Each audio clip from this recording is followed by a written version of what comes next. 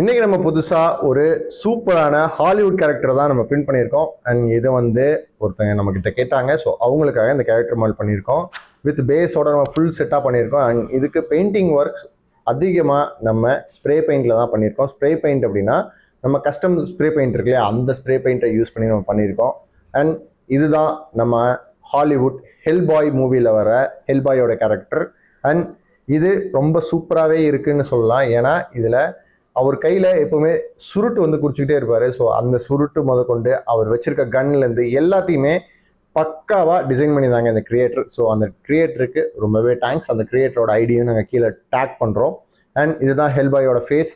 பார்க்கவே ரொம்ப சூப்பராக இருக்குது. நம்ம எஃப்டிஎம்ல இந்த அளவுக்கு டீட்டெயிலிங் கொண்டு வரது கொஞ்சம் கஷ்டமான விஷயம் தான். இருந்தாலும் நீங்கள் ஒரு 3D பிரிண்டர் வச்சுருக்கீங்க, அதில் கேரக்டர் மாடல் நீங்கள் பண்ணணும்னு நினச்சிங்கன்னா அந்த கேரக்டர் மாடலை முடிஞ்ச அளவுக்கு பெருசாக பண்ணுங்கள். ஸோ ஏன்னா எஃப்டிஎம்ல லேயர் ஹைட் ஜாஸ்தியாக இருக்கிறனால நீங்கள் எந்த அளவுக்கு அந்த மாடலை பெருசாக பண்ணுறீங்களோ அந்த அளவுக்கு டீட்டெயிலிங் ஒர்க் பக்காவாக இருக்கும். அப்புறமா நீங்கள் இதை பெயிண்ட் பண்ணும்பொழுது இந்த அளவுக்கு சூப்பரான டீட்டெயிலிங் ஒர்க்கும் நமக்கு கிடைக்கும்.